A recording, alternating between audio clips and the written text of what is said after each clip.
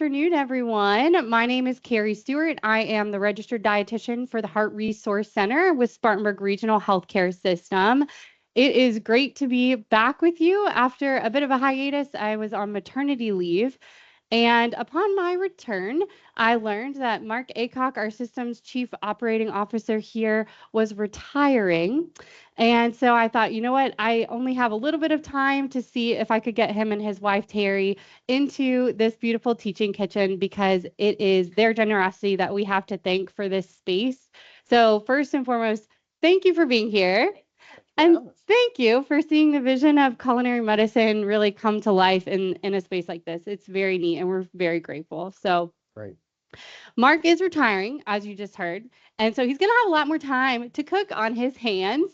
And we thought, what a better way to celebrate than with a homemade pizza party. So I hope that what everyone will find is that it's pretty easy. It's relatively cheap ingredients, or it's very cheap ingredients, really. It just takes a little bit of time to let the dough actually rise. So we're going to jump right into this because there are quite a few steps and some time that's going to go back and forth. We've also got a homemade kale salad with a balsamic dressing that we're going to show you in the interim. So I'm going to have both of you wash your hands first. I'm going to get a couple other things set up and we'll get started.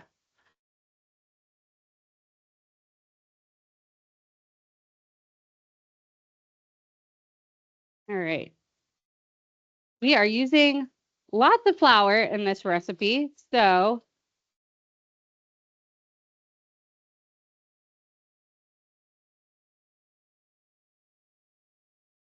all right.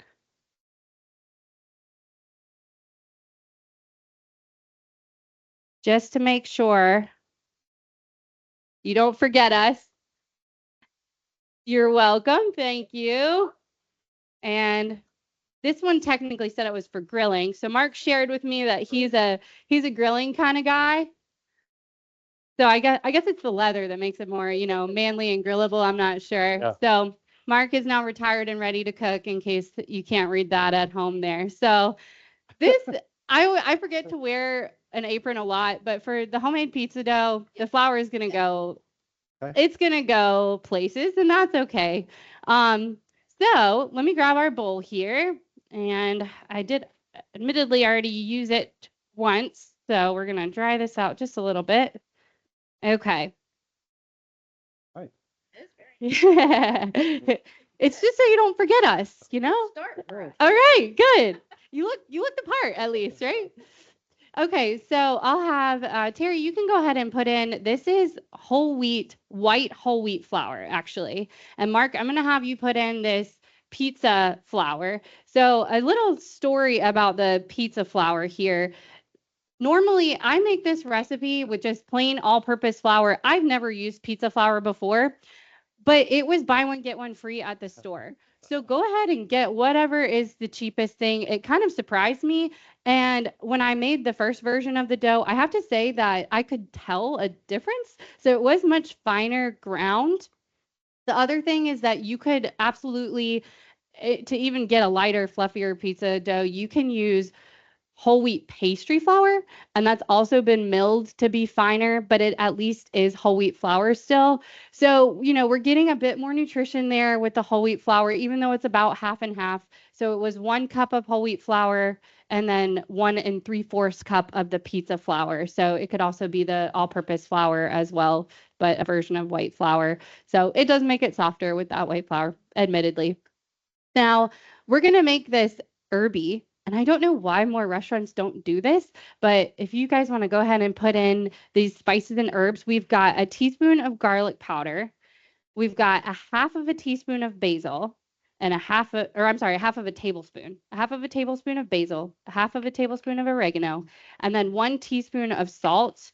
And that is one thing I've learned about baking. It is chemistry. There is a science to it. So you can't quite go off script as much. So in terms of cardiovascular health, a teaspoon of salt is a lot, but we're splitting this amongst ourselves. We're not, eating the whole entire thing. But the salt does really help with the chemical properties of the dough baking and rising and cooking properly. And then last thing over there is behind there is the instant yeast. So This is another thing I was sharing with Mark and Terri when I was in the store earlier. You can go ahead and add that. Yep, you might need to rip it. There was actually pizza dough yeast. Nope, you can just put it right in here, and then we're going to go ahead and mix this up first. So either one of you wants to do that. Maybe Terri, I'll have you do that. And once Terry's done, then Mark, I'm going to have you pour in, it's a little more than a cup of water. And what I've found is that the whole wheat, there is more fiber, and fiber absorbs water. So this does need a little bit more water than the recipe, the original recipe that I was going off of calls for, and that makes sense. Now, this is always the fun part because we're going to pour this water in here. So Terri, you can kind of stir while Mark is just pouring this lukewarm or room temperature water in here. And pretty quickly, you figure out whether or not you need a little more water or you need a little bit more flour. And I'm going to wash my hands because I didn't do that yet. So let me go ahead and do that.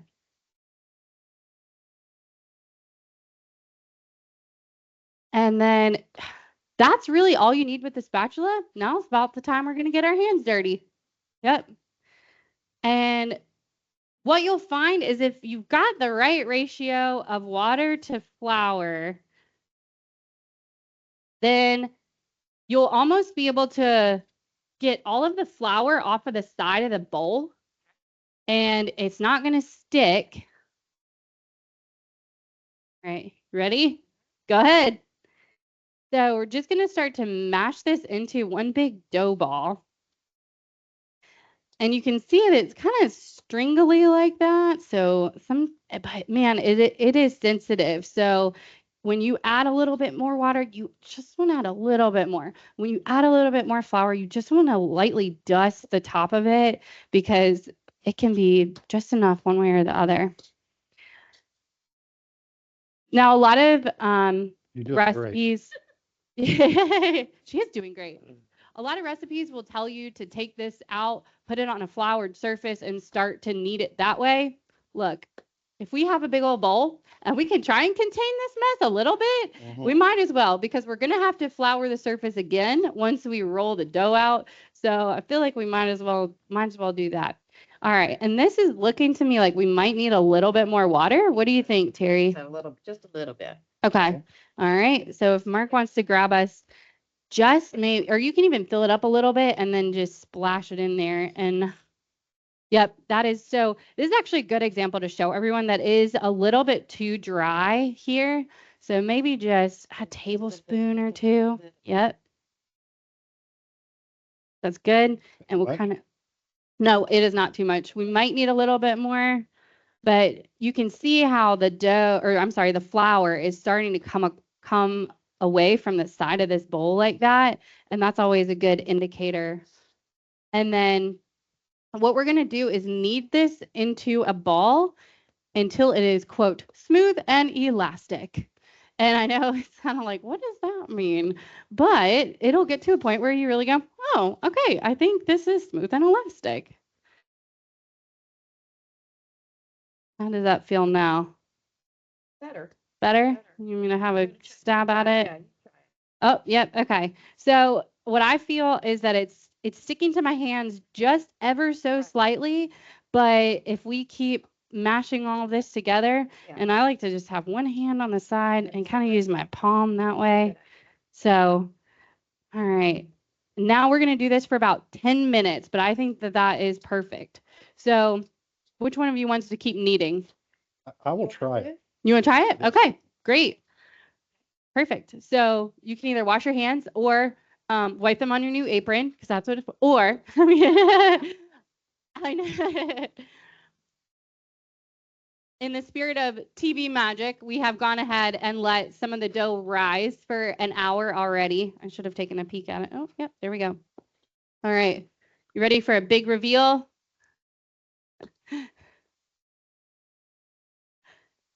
Ta-da! Okay. So what we want is the dough to about have doubled in size. So just kind of eyeballing Mark's over there. It does look like this has about doubled in size. And I'm going to set just a little reminder here for about 10 minutes because that's about how long we want to be. Timer press. There we go. That's about how long we want to knead it. And I get to talking or I get distracted and I forget. So I found that I didn't need to knead it quite for 10 minutes when I was practicing this earlier. So here is our risen dough.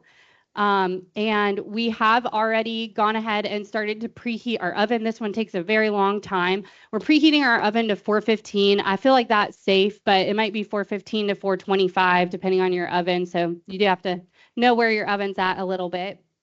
And we're going to start to roll this dough out. So I'm going to clean this up just a little bit because now is when we are going to flour our surface. Yep. And I do usually choose to use the white or the all-purpose flour to do that.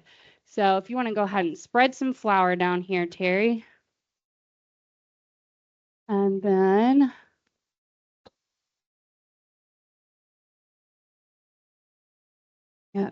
great. Yeah. So we usually end up making 2 pizzas out of this. So the nice part about that is that if there are 2 of you, you can each have your own and have some leftovers. Or if it's a larger family, it'll serve multiple people. Yeah, I think that looks great. And all right, so I'm just gonna kind of push this down and we're releasing a lot of the air that we first had from, okay. And this little thing, do you have one of these? Yeah. So it's called a bench scraper technically, but I think it's a really great dough cutter. So that way I'm going to start this one for Mark and then he can kind of help finish it. So you can go ahead and coat it in flour and we can kind of roll it back into a ball again. I feel like that's the best way to start. To kind of get it into a circle again. And here we go. So I'm just making it into a circle, kind of like that first. And if you did want to use a rolling pin, you can. So this is a very hard process to describe what you're doing, but I'm basically just going around. You can let gravity even help you. And we're just going to stretch it. We're going to pull it out and keep going around kind of fast so that we don't lose that circular shape. But you know what? None of us are pizza masters. So, and then when it gets to a point where you feel like it gets a little bit fragile, you can lay it down and you can start to push out with your hands. All right, Mark, I'm going to take over kneading for you and you can come over here and you can start to try and, and so you kind of keep going around in the circle, stretching it out like that. Okay. And then, all right. Have either of you ever made homemade pizza before?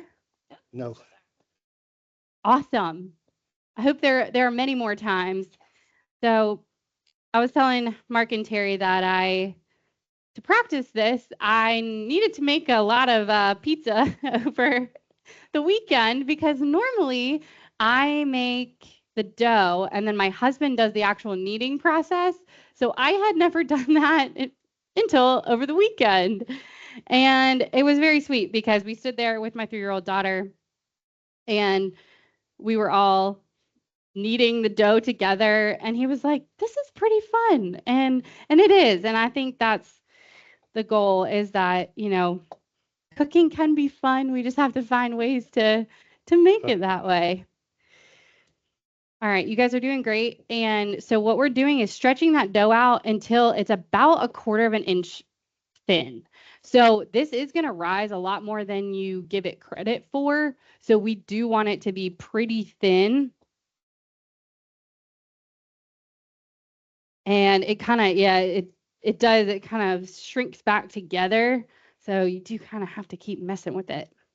All right, Mark, I think you did a great job. This feels really good to me. Thank you. And would you describe that as smooth and elastic? you know, so Yeah. it kind of, Yeah. yeah. Feels like it has enough water. Sometimes you can tell when it doesn't have enough water initially, because when you go to take it out after it's risen, it's almost dried and cracked a little bit. How you fix it then, I don't know, but you could probably add a little bit more water and keep going from there.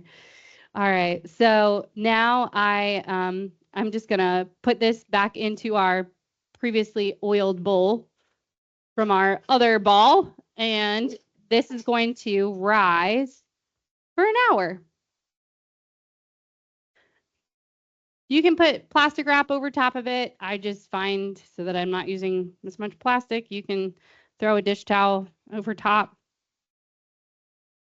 And what you're looking for is that the ball is doubled in size.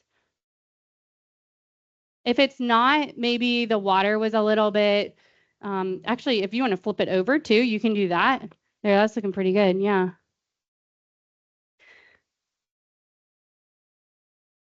Perfect. All right, I think that looks pretty good. Do you prefer a thin crust as, you know, a big fluffy crust? What kind of pizza people are you?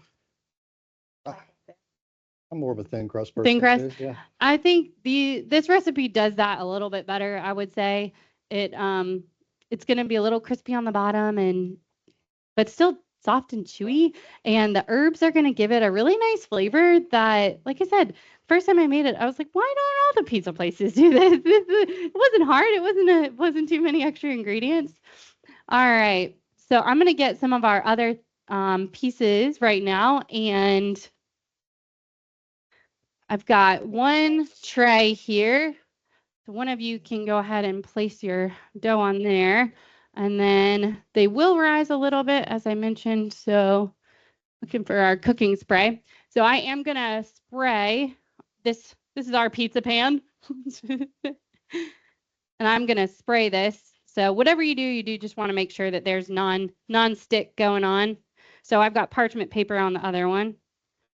All right. So Mark, I'm going to have you go ahead and you can put yours on there. Perfect.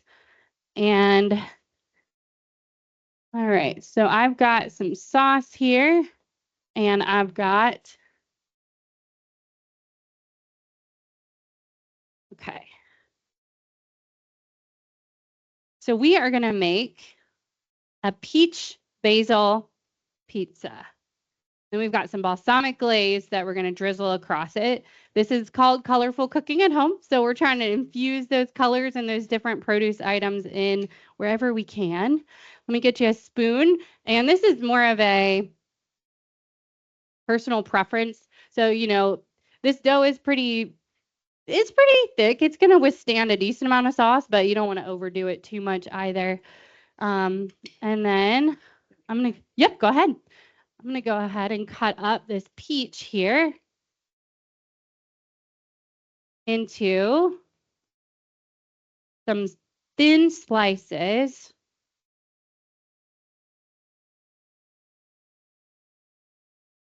Okay. So I'm just going to twist and pull. And then if you'd like, Terri, you can go ahead and put, oops, this is fresh mozzarella cheese. You can go ahead and put however many. Yep, it's already sliced. Went easy that way, but that was also the buy one, get one free option too. So it's kind of a nice thing about that. This is a locally grown South Carolina peach, and I do think it makes a difference. What are some of your favorite local fruits you've enjoyed this year? Blueberry, I know all the, yeah. I feel like the fruit, it's been really good this year. Ooh, cantaloupe. Okay.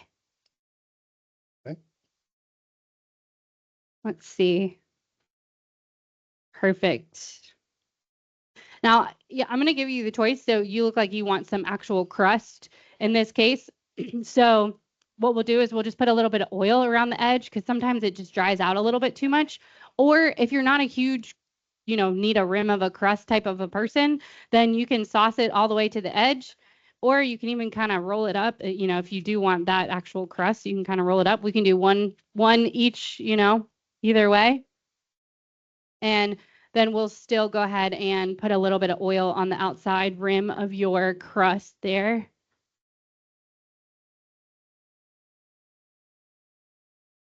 That's more advanced. I'm going to go low tech here. It's okay. All right. And Mark did a good job saucing his to the edge there. So Paul Newhouse told me to do that. I hope he's watching. All right. So if you want to take your finger, you can just kind of dab the olive oil on there. That's all I put. And this teacup was just that. Here you go, Mark. Here are some peaches if you want to load that up. Okay. And then we'll put the basil on at the very end. Basil is such a delicate herb that we don't want to put it on now when we're baking the pizza because it's a hot oven and it'll just wilt immediately. You won't really be able to taste it. I took most of the peaches. So you have 2 left. I have another half a peach, so I can, I was wondering what that was. Here you go. Look, I got a whole extra half. There we Do I go. need to put any on the edge of mine? You can, but just to be safe, and that's going to help it brown really nicely as well. And that's kind of the indicator that we're looking for to see if it's done. All right, here we go. How's that? Sure. The other good thing about this too is if you have some fruit that's not quite ripe enough, then we're cooking it at really hot temperature. Anytime you're roasting fruit, it'll bring out those natural sugars. It'll bring out the natural sweetness. So it's actually great for an unripe peach as well. And that's it for right now. Okay. So we're going to throw our pizzas in the oven, and you're supposed to put them on the bottom rack. So we'll put, these are pretty close to, we'll do 2, you know, one on the middle rack and one on the bottom rack. How about that? So, and again, we have this set at 415. This is not my home oven, so just to be cautious. Right, and put it on the middle. Good. Great. All right, and we're going to check them in 10 minutes. And so we're going to do a little bit of cleanup here. Okay. And we'll leave this out, and then we'll get our salad going. And while we start to do that, one thing that I've always noticed that is special about this space is that it was in honor of your friend Cheryl Niffen. So Mark, do you mind telling us a little bit about her? I'd love to. Cheryl was a longtime friend of ours. Actually, I went to college with her. Okay. We lost her back in 2014 to breast cancer at 53. She was a wonderful mother, wonderful wife, great friend, always put others ahead of herself. Mhm. And she was brilliant. She's a very talented lawyer, and certainly had a fantastic sense of humor. And she would get a very big kick out of the idea that we're in here doing this right now. I love that. Yes. I love that. Especially me. watching It's me. Yeah, but no, very special person. We miss her, but feel like a little bit of her lives on by having this event. Yeah, definitely. I've always been so curious about her. Yeah. So Yeah. rest in peace, Cheryl. And Yes. we're here making pizza, and we'll join her making pizza one day Yep. soon. All right. Well, thank you for Another use sharing for that. Yes. So now you see why it's called a bench scraper. So pardon me. And then, so sometimes I do it on a cutting board, you know, that process. But the cutting boards we have here are gigantic, so they're kind of hard to clean. So in this case, it actually makes it a little bit easier to do that. Yep. And then I'm just going to run a damp cloth all over this. Now this is certainly, the pizza was certainly not a recipe for our gluten-free friends. And my advice for that would be to go ahead and buy the pre-mixed gluten-free mixes because they've already been tested. And it is absolutely possible. They're really coming a long way with that kind of stuff. But all right. So how do you feel? Do you feel like that was pretty doable? Yeah. Right? Yeah, Okay. it was. Good. And that's the funny thing. It took me a long time. I was so intimidated of baking. It took me such a long time to even want to try anything with yeast. Because I made something one time and it didn't go right. And then I did not mess with it for years. And finally this recipe came around and I thought, okay, well, let me try it again. That looks pretty easy. The basis of it really is yeast, flour, water, and salt. I mean, you can't get any easier and cheaper than that. So that's the nice part about it. So why do you wait to put these on again? What did you say? It was just sensitive to the heat? It's just such a fragile, delicate herb. And the thing is, if you can't taste it, then why put it on there? So by putting it on, we can either do it while it's cooling, or we can, what I'll probably have you do is maybe, well, we'll probably put it on while it's cooling. Or we can pick a couple leaves off and then stick them on the pizza, give it just 1 minute. I mean, no more than that. Okay. And it'll stick to the cheese enough, but it won't totally wilt, so we'll be able to taste it. Okay. Yep. Now, if anyone has any questions, feel free to, thank you, to throw them into the chat here while I get out our salad dressing ingredients. And Mark, there is a big colander of produce over there. All right, I do have a sharp knife here. There we go.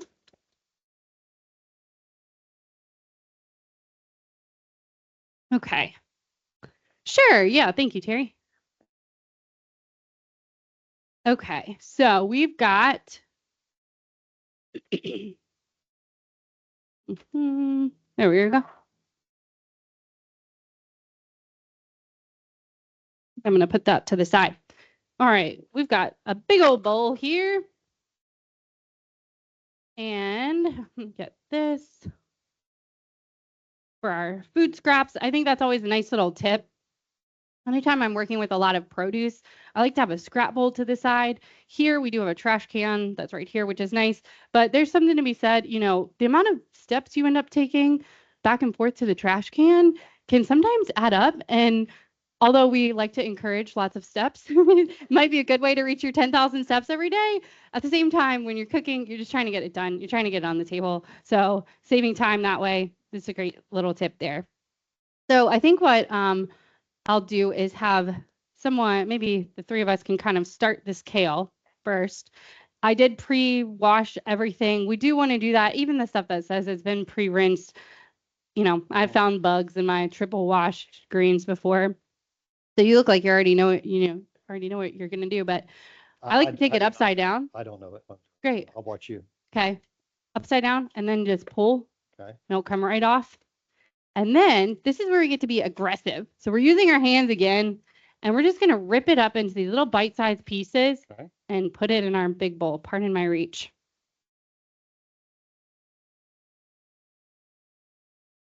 So this is also another great activity for kids, grandkids, after work aggression, you know, whatever.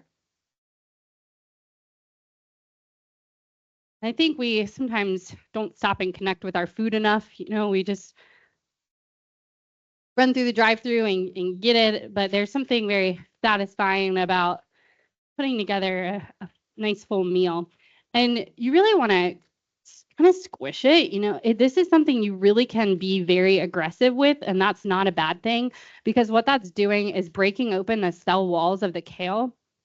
You both have had kale before, and you know it's a bitter vegetable. So by breaking open these cells, we're actually going to allow the salad dressing that we're going to create to soak up that dressing a lot. We're going to make a pretty aggressive salad dressing as well. Maybe aggressive isn't the right word. Flavorful, packing a punch, because kale's kind of like that. It's a very powerful, strong tasting vegetable. So it really needs a strong tasting dressing to counterbalance that. All right, with 3 people, this really, I mean, I put my 3-year-old in charge of this sometimes, and I come back and there's maybe 2 leaves that are done.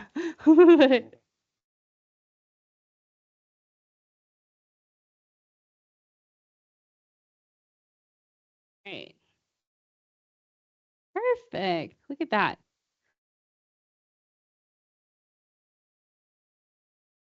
Okay. Now, I wasn't sure how much peach we would have left, so my original intention was to put the rest of the peach in the salad, but I also brought a locally grown apple. So juicy, so awesome. And I love putting some type of sweet fruit in with the kale because, again, it just counterbalances that bitterness and adds that nice pop of flavor. So I'll let you all be the deciders. Would you like peach in there or would you like apple? Apples looks good to me. I think apple's a great decision. Okay. So does one of you want to chop some of this while the other person makes the dressing? You can chop it. Okay. All right. Terry's going to be our chopper. So let me get you a knife and, all right, Terry, I'm going to set you up over here. And sure. The reason I have the peeler here is because my family, I am not this way, but my family is very funny about this. They don't like large chunks of carrots in their salad.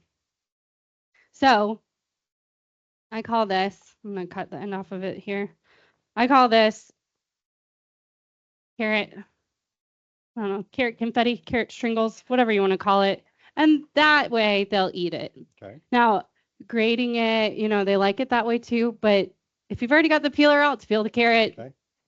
carrot confetti. So you can do it that way. You can chop it into bits and pieces if you want. And then we just have a red bell pepper to go along with it. Again, this is colorful cooking at home. So we're just trying to infuse, I had an orange thing, so I found a red thing. And that is why all those different colors do make a big difference in this. Okay. Yeah. Terry asked if we could leave the peel on the apple, and the answer is absolutely yes. So here's the thing, if there are people in your family that don't like the peel and they will eat the apple without the peel, then let's peel it. But, because better in than out. And so, but it does make a difference in terms of not only the fiber, but something we call the phytonutrients. So those antioxidants, those anti-inflammatory compounds. Apples are a great source of vitamin C as well. We are officially in 6th season. I feel like I'm losing my voice. We're officially in 6th season, and so all the extra natural vitamin C we can get, the better. All right, Mark. So, that's 10 minutes. That means we get to check on our pizza. So we'll hold tight on that. Okay. All right, let's see.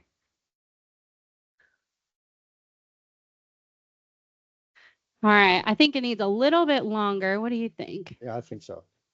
So we want that mozzarella kind of nice and it is coming along though, isn't it? Yes. All right. Do maybe 3 more minutes. I'm thinking, check back in.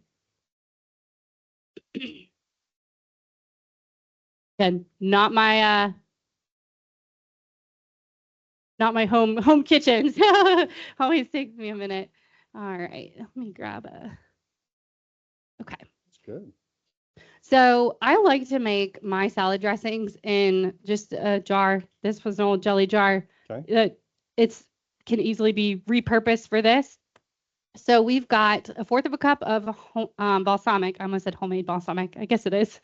If you want to put that into our jar here. Okay. And I did get this locally. I do feel like that good high quality balsamic vinegar can make a difference in that. We've got a tablespoon of honey. I'm going to grab the Dijon mustard. Go ahead. Go ahead. Yep. The nice thing about homemade salad dressings is I know there's a lot of recipes that tell you to emulsify it, and basically you're drizzling the olive oil in very slowly. You're using something like mustard that's going to help bind those liquid ingredients with the oil ingredient. But you know what? If we just put it all in this little jar and we shake it up, it does just fine. So, and again, I'm not really measuring this, but it's about 2 teaspoons. So I think that's great. Maybe 10 cracks of pepper, 10 cracks of salt there. And I'm going to have do you mind cutting the end off of this for us? So this is a garlic clove, and we're just going to peel it. We've got some feta cheese here that I'm going to add. Some nice big crumbles there.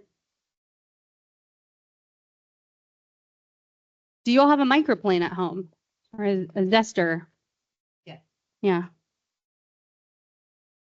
Has Mark ever used it? I don't even know what it is.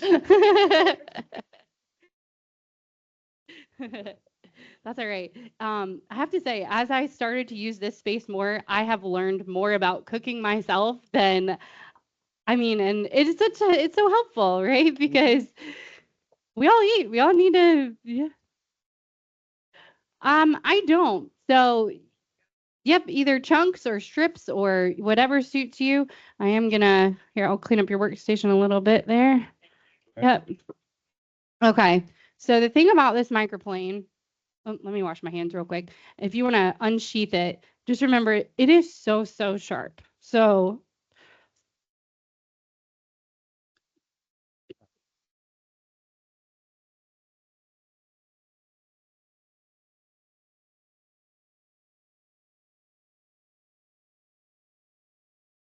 all right. And microplanes can be used for a lot of things. I actually love to add lemon zest to dressings. Okay. So instead of doing maybe the balsamic vinegar, you could do lemon juice and zest. Okay. Pardon me. All right, let's check our pizzas again. I hear it dinging. Let's see.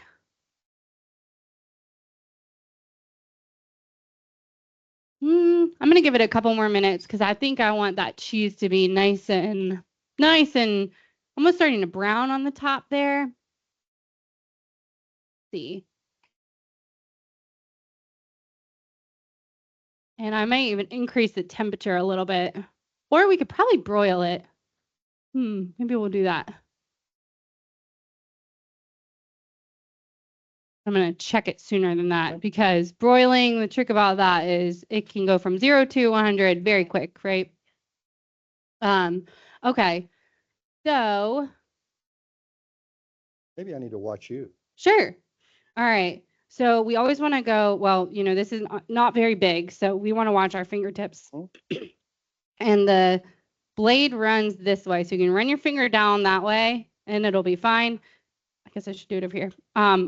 But you go that way and that's where it's going to get you in trouble. So I actually like to, let me move this a little bit so that Misty can zoom in there. All right. So I'm actually just going to kind of tilt it downward and gently rub this garlic across here. And what it's going to do is it's going to start to fill up right in here. And then you can just take your finger and slide it right into there. But there will be some pieces that might come off. So that's why I like to do it over top of the jar that way. Okay. And you don't need to do the whole thing. When we start to, the word I'm looking for, when we start to really mince the garlic that finely, it releases a lot more of the oils. It releases a lot more of the flavor. So it is very strong that way. Sounds about enough. How much more do you need? Yeah, maybe half more of it. Okay. I guess. And then, all right, Terry's done a great job over here. And we're going to do, yep, perfect. You see all that in there? 1/4 cup of olive oil.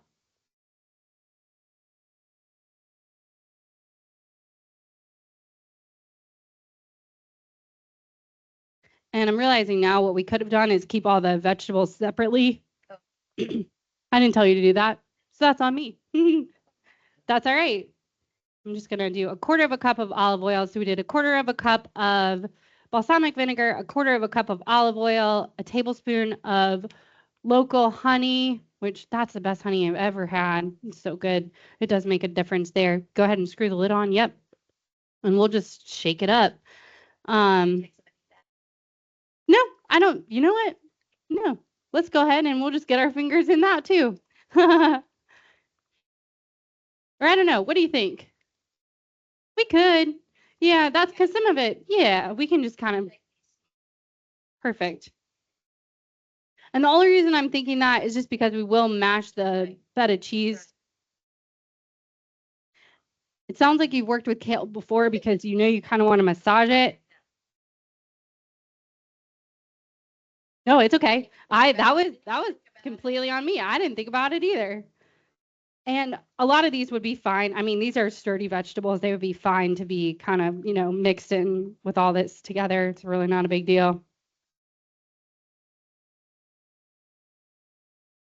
I think some people just feel like cooking has to be perfect. And here we are. It's an example that it just doesn't have to be. So we get an A for effort, I would say. The other thing about this in general anyway. All right, Mark, go ahead and we might only need about half of that. We'll kind of eyeball it. I'm not sure. So, but I mean, apples and carrots and peppers, those are all very hefty fruits and vegetables anyway, so they would withstand this just fine. So Mark is drizzling about half of our dressing across it, and we're gonna see. Let's see. Okay. Want some more? Let's see. All right. So now what I'm doing is just flinging kale. Let's see. I think that's probably good. Yeah. So I'm just making sure that all these kale leaves are coated. And then I'm going to have Terri get her hands in there unless you want Mark to have at it. And what we're going to do, or you can both do it together. How about that? And we want the kale to reduce about half in size. Does that make sense? So we want our dough to double in size and we want our kale to reduce half in size. And that's how you know that you've really gotten the salt of the dressing, the vinegar, it's the acid and the salt that's really going to help break this down even further and infuse these flavors into our kale. This is great because now we have a little leftover salad dressing too. So if anyone wants to top their salad with a little more, then you've got it there.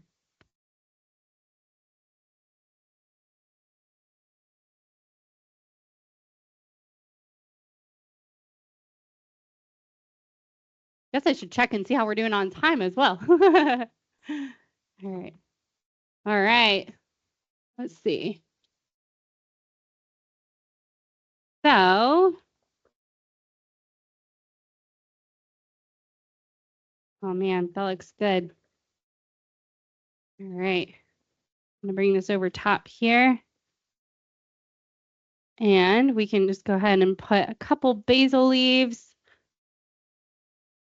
The neat thing about kale, I'm going to go ahead and spread some basil on your pizza wherever you would like it, Mark. Okay.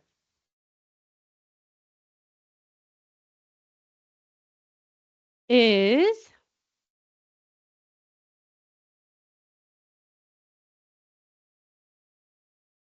the well, it's pretty good. All right. I've got a hot pan, so I'm going to actually go around this way. And all right, put yourself there. Okay. Terri, would you like to add some basil to yours? And then I'm going to move I think the pizza was hot enough that the basil is just going to kind of sit on top there like that. So we'll, I can show everyone Mark's pizza. All right, here we go. Ta-da! So there's one right there. And we'll clean up this station a little bit. And then the way we're going to finish is by toasting up some almonds to put in our salad. So if one of you wants to go ahead and put our other toppings back into our salad there. And then we're going to let these cool. You do really want to let your pizza sit for a little bit before you start to touch it again. So we'll go ahead and do that and clean up our workstation a little bit again. Does this feel like a doable meal at your house? Okay, good. And it hasn't even been an hour, so we're actually doing quite good on time there. We've got our dressing here. And I just eyeballed how much feta cheese we put in there. So didn't do anything too crazy. Now, one of the other things we're also going to add are some toasted almonds. So Terri, I'm going to have you just, I don't know, put maybe a half a cup or so into our little pan here. Well, I'm going to go get a little hot pad. Actually, this.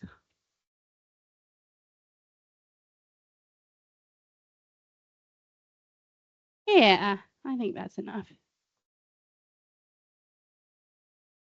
That might be a little bit too much. Yeah. Yeah. All right. Do you want to put that on this or is this? I think I'm just gonna leave it right here. Yeah. Okay. So I'm gonna turn this eye on. Have you ever toasted nuts before? So the good thing about it is that there's enough natural fat in them that you don't have to put anything on the pan. It's a nonstick pan. So all we're gonna do is let them sit there, and it's on medium high. Again, this stovetop takes a little while to heat up there, and we're gonna do that until they're fragrant. And so occasionally we're just gonna walk over and we're gonna, if you've lost your sense of smell, that might be a problem. But otherwise, it's one of those things where I, read it in a recipe, and I'm like, really? Until it smells? And sure enough, until it smells, and you will be able to tell when it actually has started to smell, and it doesn't take long. So that's another thing, almost like the broiling. It doesn't take too long, and we do want to keep moving them around so that they do start to toast evenly. Yes, we are done with that. Thank you. So really, that's it. I'm going to get a plate out so that we can start to plate up our a final product here. I'm just going to grab here's a wet cloth. If someone could wipe our station down there, thank you. And then I'm big on contrast there, so we'll get this. Let me get some tongs here. All right. And we'll wait until our almonds are done toasting, and then we can just mix them all into our salad there together. Sharp, excuse me. Kitchen safety, Sharp right behind you. Okay. All right, so I'm just gonna, it does require, a little bit of maybe finesse is the right word. And take a turn at it. So you kind of move forward and give it a flip. There you go. There you go. That's all right. It takes practice. All right, your turn. Oh, I get to try this? You get to try. Could be a disaster. There's a little like wrist flick action that yeah, exactly. You can practice not on live TV, right? In the comfort of your own home. Speaking of cooking in the comfort of your own home, we hope that you will potentially consider joining us for Cooking Up Confidence. So it's a series of 4 cook-along classes. So we'll send you the recipes and ingredients in advance. Those are coming up on Thursday evenings, 4 of them from 5:45 to about 7:15, starting in mid-October. Those are on the Spartanburg Regional website. We also do have 2 more colorful cooking at homes that have posted. We've got Mac Romero joining us later this month for Hispanic Heritage Month to do Nicaraguan cuisine, and he is down at our Childhood Development Center. Terri's back at it. And then we've got Dr. Dawn Garrison, who provides acupuncture here at Gibbs Cancer Center at Pelham. It's a service that you can use your HSA cards and your FSA cards toward too. Has been shown to really help those with cancer. So she's going to come in. She's going to do Chinese medicine. We're going to do some bone broth and vegetable broth. So we look forward to that. And we would love to know if anyone has any questions about the recipe. So feel free to type those in the chat. But we do have plenty of other awesome opportunities coming up to cook with us. So do either of you have any questions? I don't have any. I appreciate you having us. Yes. I'm sorry you had to retire for me to panic and try and get you in here. So I'm glad that timeline worked out. And This is educational. please, I like good. Please send me some pictures if you make something. So, all right, let's see. I'll take a picture of that. Yeah. All right. So we're just gonna finish this up here. Oh, look at me spilling. Are there any questions that have come in? No questions. Okay. That must mean everyone else thought it was easy enough as well. So that's a good thing. All right. So who do you want to cut into? What I don't have are fancy pizza boxes. That's what to go pizza boxes. Now I do the bench scraper is great for that activity, but nothing really beats a pizza cutter. So Terry's looks better. Terry's looks better. All right. Mark's is just a little more broiled, and Terry's is a little less broiled. Try that one. All right. It's closer. It is closer. Has more peaches. It has more peaches, right? Yeah. Sometimes the sauce and the peaches can add a little bit of liquid there. So I kind of like the broiling. And would you like a drizzle of balsamic glaze on top of your pizza? Sure. Okay. Let's go all out. Yeah. All right. So I'm gonna. Whoop! Didn't quite cut that one enough. All right. There we go. How about this one? There we go. Oops. Now we're missing peach. No, there's peaches there. Okay. All right. So this is just a store-bought balsamic glaze. You can absolutely make it yourself at home. So I'm just gonna go like this, like that. Boop. And then I think I smell our almonds over here. There we go. Yep. And we see them. I can smell Yep. them. All of a sudden. Yep. I know. It just happens like that. Yeah. So here we're going to go. Whoop. And if you want to mix that around, and then throw some of that on our plate. One goal that we like to challenge folks with are 30 different plant foods a week. Wow. So in our meal here, we've got, let's see, almonds, carrots, apples, bell pepper, kale, garlic. Herbs and spices count as well. So it doesn't matter how much. That's the other interesting thing. We're just really looking for variety. And what we see is that when we eat variety of plant foods, our gut bacteria establish a good, healthy variety as well, which is very interesting. So we've got 6 in our salad. And then we've got peaches, basil, oregano. I think we can count tomatoes. Okay. So 9 out of 30 in one meal. yeah, we're 10. Yeah. 10. All right. Yeah. Would one of you like to hold that up to our camera so that everyone can see the finished product there? All right. Ta-da! Homemade pizza in an hour. Well, kind of. We had a little bit of TV magic. We can check on our dough, though. Would you like to check on your dough before you go? Yeah. How's that look? Let's see. All right. Here, one of you can do the big reveal. Whoosh. All right. That looks There pretty it good. goes. Yeah. So it's not been quite an hour, I don't think, anyway. So it's certainly on its way. You can refrigerate it to get it to stop from, or it doesn't stop rising, but it slows the rising process when you refrigerate it. So sometimes you can make it in advance. The thing is, before you bake it and before you start messing with it, you do want it to come up to room temperature. And then you can also wrap it in either plastic wrap or wax paper and put it in a freezer bag, and you can freeze it. So sometimes I feel like that's helpful. And again, it's pretty nice that it makes 2 pizzas. So you could always split what we did in half too, and you could freeze half of it or refrigerate half of it and really get creative with what you're making that way. So Looks good. Looks all right. good. Yeah, Thanks, Kerri. absolutely. No, thank you both. Thanks to Misty, our producer. Yes, we've got our producer.